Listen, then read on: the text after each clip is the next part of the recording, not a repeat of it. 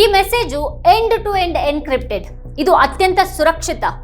WhatsApp ಕೂಡ ಇದನ್ನ ನೋಡೋದಕ್ಕೆ ಸಾಧ್ಯ ಇಲ್ಲ ಅಂತ ವಾಟ್ಸ್ಆ್ಯಪ್ನಲ್ಲಿ ನೀವು ನೋಡಿರ್ತೀರಲ್ವಾ. ಅಂಥ ಎನ್ಕ್ರಿಪ್ಟೆಡ್ ಮೆಸೇಜ್ ಅನ್ನು ಕೂಡ ಇನ್ನು ಮುಂದೆ ಇಣುಕಿ ನೋಡ್ತಾರೆ ಆದಾಯ ತೆರಿಗೆ ಅಧಿಕಾರಿಗಳು. ಆದಾಯ ತೆರಿಗೆ ಮಸೂದೆ 2025 ವಂಚನೆ ಪತ್ತೆಗಾಗಿನೋ ಅಥವಾ ಭಿನ್ನ ಧ್ವನಿಗಳನ್ನು ಮಣಿಸುವಂತಹ ಉದ್ದೇಶದ ಡಿಜಿಟಲ್ ಕಣ್ಗಾವಲಿಗಾಗಿನೋ. ಭಾರತ ಸದ್ದಿಲ್ಲದೆ ಕಣ್ಗಾವಲು ರಾಷ್ಟ್ರವಾಗಿ ಬದಲಾಗ್ತಾ ಇದೆಯಾ?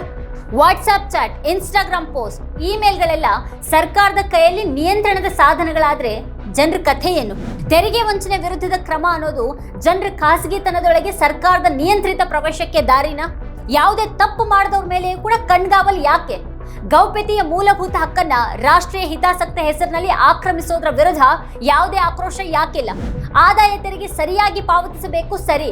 ಅದಕ್ಕಾಗಿ ಈ ರೀತಿಯೆಲ್ಲ ಜನರ ಮೇಲೆ, ಅದು ಅವರ ಖಾಸಗಿ ಸೋಷಿಯಲ್ ಮೀಡಿಯಾ ಹಾಗೆ ಸಂವಹನ ಖಾತೆಗಳ ಮೇಲೆ ನಿಗಾ ಇಡುವಂತಹ ಅಗತ್ಯ ಇದೆಯಾ ಅನ್ನೋದನ್ನೇ ಇವತ್ತಿನ ವಿಡಿಯೋದಲ್ಲಿ ನಾವು ಚರ್ಚೆ ಮಾಡೋಣ. ಆದರೆ ಅದಕ್ಕೂ ಮುನ್ನ ನೀವಿನ್ನೂ ನಮ್ಮ ಚಾನಲ್ ಅನ್ನು ಸಬ್ಸ್ಕ್ರೈಬ್ ಮಾಡಿಲ್ಲ ಅನ್ನೋದಾದ್ರೆ ಈಗಲೇ ಈ ವಿಡಿಯೋದ ಕೆಳಗೆ ಕಾಣ್ತಾ ಇರುವಂತಹ ಸಬ್ಸ್ಕ್ರೈಬ್ ಬಟನ್ ಹಾಗೆ ಪಕ್ಕದಲ್ಲಿರುವಂತಹ ಬೆಲ್ ಐಕಾನ್ ಪ್ರೆಸ್ ಮಾಡಿ ನಮ್ಮನ್ನ ಪ್ರೋತ್ಸಾಹಿಸಿ.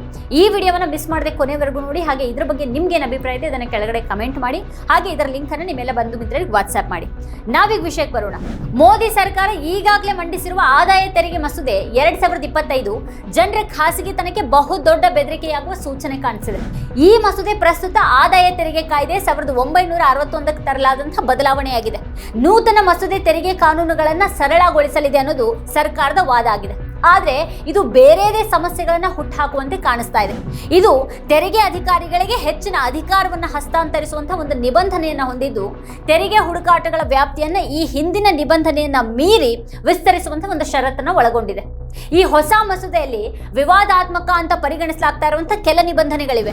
ಮುಖ್ಯವಾಗಿ ಇದು ತೆರಿಗೆ ವಂಚನೆ ತನಿಖೆಯ ಭಾಗವಾಗಿ ಆದಾಯ ತೆರಿಗೆ ಅಧಿಕಾರಿಗಳಿಗೆ ಸಂಬಂಧಪಟ್ಟವರ ಒಂದು ಸಾಮಾಜಿಕ ಮಾಧ್ಯಮ ಖಾತೆಗಳು ಹಾಗೆ ಇಮೇಲ್ ವಿಳಾಸಗಳು, ಮೊಬೈಲ್, ಕಂಪ್ಯೂಟರ್, ಲ್ಯಾಪ್ಟಾಪ್ ಇತ್ಯಾದಿಗಳನ್ನು ಪರಿಶೀಲಿಸೋದಕ್ಕೆ ಅಧಿಕಾರವನ್ನ ನೀಡುತ್ತೆ. ಈ ಕಾರಣದಿಂದಾಗಿ ಇದು ಗೌಪ್ಯತೆ ಹಕ್ಕು ಮತ್ತೆ ಅಭಿವ್ಯಕ್ತಿ ಸ್ವಾತಂತ್ರ್ಯದ ಬಗ್ಗೆ ಕೆಲವು ಕಳವಳಗಳನ್ನು ಹುಟ್ಟುಹಾಕಿದೆ. ಆರ್ಥಿಕ ವಂಚನೆ ಮತ್ತೆ ಕಾನೂನು ಬಾಹಿರ ಚಟುವಟಿಕೆಗಳನ್ನು ಪತ್ತೆ ಮಾಡೋದಕ್ಕೆ ಡಿಜಿಟಲ್ ಪ್ಲಾಟ್ಫಾರ್ಮ್ಗಳ ಪ್ರವೇಶ ಮತ್ತೆ ಪರಿಶೀಲನೆಗೆ ಇದು ಅಧಿಕಾರವನ್ನ ನೀಡಲಿದೆ. ಎನ್ಕ್ರಿಪ್ಟ್ ಮಾಡಲಾದಂತಹ ವಾಟ್ಸ್ಆಪ್ ಚಾಟ್ಗಳು ಮತ್ತೆ ಮೊಬೈಲ್ ಡೇಟಾ, ಗೂಗಲ್ ನಕ್ಷೆಗಳು ಮತ್ತೆ ಇನ್ಸ್ಟಾಗ್ರಾಮ್ ಸಹ ಈಗ ತೆರಿಗೆ ವಂಚನೆ ವಿರುದ್ಧ ಅಸ್ತ್ರಗಳಾಗಲಿವೆ ಅನ್ನೋದ್ರ ಸುಳಿವನ್ನ ನಿರ್ಮಲಾ ಸೀತಾರಾಮನ್ ಅವರು ನೀಡಿದ್ದಾರೆ. ಈ ಮಸೂದೆ ಅಂಗೀಕಾರ ಆದ್ರೆ ಇಮೇಲ್ಗಳು, ಸಾಮಾಜಿಕ ಮಾಧ್ಯಮದ ಖಾತೆಗಳು ಮತ್ತೆ ಆನ್ಲೈನ್ ಹಣಕಾಸು ವೇದಿಕೆಗಳು ಸೇರಿದಂತೆ ಡಿಜಿಟಲ್ ಮಾಹಿತಿಯನ್ನ ಆದಾಯ ತೆರಿಗೆ ಅಧಿಕಾರಿಗಳು ಪರಿಶೀಲಿಸಬಹುದಾಗಿದೆ. ಹೊಸ ಆದಾಯ ತೆರಿಗೆ ಮಸೂದೆ ಜಾರಿಗೆ ಬಂದ್ರೆ ಯಾರಾದ್ರೂ ತೆರಿಗೆ ಪಾವತಿ ಮಾಡಿಲ್ಲದಿದ್ರೆ ಅಥವಾ ಯಾವುದೇ ಒಂದು ಅಘೋಷಿತ ಆಸ್ತಿಗಳು ಅಥವಾ ನಗದು, ಚಿನ್ನ, ಆಭರಣಗಳು ಹಾಗೆ ಇತರ ಬೆಲೆ ಬಾಳುವಂತಹ ವಸ್ತುಗಳನ್ನು ಹೊಂದಿರಬಹುದು ಅನ್ನುವಂತಹ ಅನುಮಾನ ಬಂದಲ್ಲಿ ಅಂಥವ್ರ ಖಾತೆಗಳನ್ನ ಅಧಿಕಾರಿಗಳು ತನಿಖೆ ಮಾಡೋದಕ್ಕೆ ಅವಕಾಶವನ್ನ ಪಡಿತಾರೆ.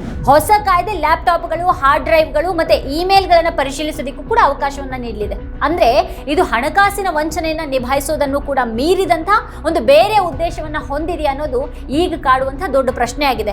ವಾರೆಂಟ್ ಅಥವಾ ಪೂರ್ವ ಸೂಚನೆ ಇಲ್ಲದೇನೆ ಡಿಜಿಟಲ್ ಸಂರಕ್ಷಿತ ಇಮೇಲ್ಗಳು ಮತ್ತೆ ಸಾಮಾಜಿಕ ಮಾಧ್ಯಮ ಖಾತೆಗಳು ಪರಿಶೀಲಿಸೋದಕ್ಕೆ ಅನುಮತಿ ನೀಡುವಂತಹ ಕಾನೂನನ್ನ ತರುವಂತಹ ಉದ್ದೇಶನೇ ಹಲವಾರು ಗಂಭೀರ ಪ್ರಶ್ನೆಗಳನ್ನ ಹುಟ್ಟುಹಾಕುತ್ತೆ. ಈಗ ಆದಾಯ ತೆರಿಗೆ ಕಾನೂನಿನ ಸುಧಾರಣೆ ಹೆಸರಿನಲ್ಲಿ ಸರ್ಕಾರದ ಹಿಡಿತವನ್ನ ಹೆಚ್ಚು ವಿಸ್ತರಿಸುವ ಮತ್ತೆ ಅದಕ್ಕೆ ಕಾನೂನಿನ ಮಾನ್ಯತೆ ಕೊಡುವಂತಹ ಒಂದು ವ್ಯವಸ್ಥಿತ ನಡೆಯಂತೆ ಇದು ಕಾಣಿಸ್ತಾ ಇದೆ.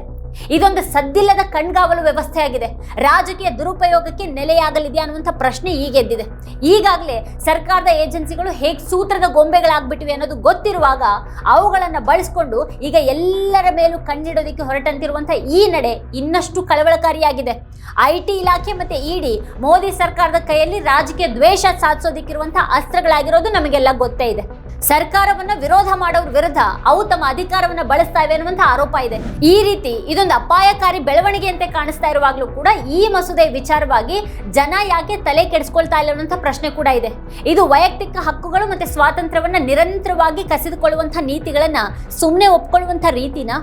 ಸರ್ಕಾರದ ಹಕ್ಕುಗಳನ್ನು ಒತ್ತಿ ಹೇಳುವಂತಹ ಮಸೂದೆ ವೈಯಕ್ತಿಕ ಗೌಪ್ಯತೆಯ ಬಗ್ಗೆ ಕಾಳಜಿಯನ್ನ ಹೊಂದಿಲ್ಲ. ಬದಲಾಗಿ ಸಾಮಾನ್ಯ ಹಿತ ಅನ್ನೋದಕ್ಕೆ ಒತ್ತು ನೀಡುವಂತಹ ಒಂದು ನೆಪದಲ್ಲಿ ಗೌಪ್ಯತೆಯ ವಿಚಾರವನ್ನ ತಗ್ಗಿಸಲಾಗಿದೆ. ರಾಷ್ಟ್ರೀಯ ಹಿತಾಸಕ್ತಿ, ರಾಷ್ಟ್ರೀಯ ಅಭಿವೃದ್ಧಿ ಮತ್ತಿತರ ಪದಗಳ ಮೂಲಕ ವಿವಿಧ ರೀತಿಯಲ್ಲಿ ವ್ಯಕ್ತಪಡಿಸಲಾದಂತಹ ಸಾಮಾನ್ಯ ಹಿತದ ಕಲ್ಪನೆ ಈ ಸರ್ಕಾರದ ಈ ಹಿಂದಿನ ಉದ್ದೇಶಗಳನ್ನೇ ಹೋಲುತ್ತೆ. 2014ರಿಂದ ಜಾರಿಗೆ ತರಲಾದಂತಹ ಹಲವಾರು ಪ್ರಮುಖ ಬದಲಾವಣೆಗಳನ್ನೇ ಈ ಮೂಲಕ ಮತ್ತೊಮ್ಮೆ ಸಮರ್ಥಿಸಿಕೊಳ್ಳೋದಕ್ಕೆ ಸರ್ಕಾರ ಈ ಮಸೂದೆಯ ಮೂಲಕ ದಾರಿ ಮಾಡಿಕೊಂಡಾಗಿದೆ. 2014ರ ಚುನಾವಣಾ ಗೆಲುವು, ನೋಟ್ ರದ್ದತಿ, 370ನೇ ವಿಧಿಯ ರದ್ದತಿ ಮತ್ತೆ ಕಲ್ಯಾಣ ಕಾರ್ಯಕ್ರಮಗಳಿಗಾಗಿ ಆಧಾರ್ ವ್ಯಾಪಕ ಅಳವಡಿಕೆ, ಈ ಎಲ್ಲಾ ಬೆಳವಣಿಗೆಗಳ ಸಾಲಿಗೆ ಇದು ಹೊಸ ಸೇರ್ಪಡೆ ಅಂತಿದೆ. ವಂಚನೆ ಮಾಡದಿದ್ರೆ ಕಾನೂನಿಗೆ ಯಾಕೆ ಭಯ ಪಡಬೇಕು? ಆದ್ರೆ ಅವರು ಕಣ್ಗಾವಲಿಗೆ ಒಳಗಾಗುವಂತ ಸ್ಥಿತಿ ಯಾಕೆ?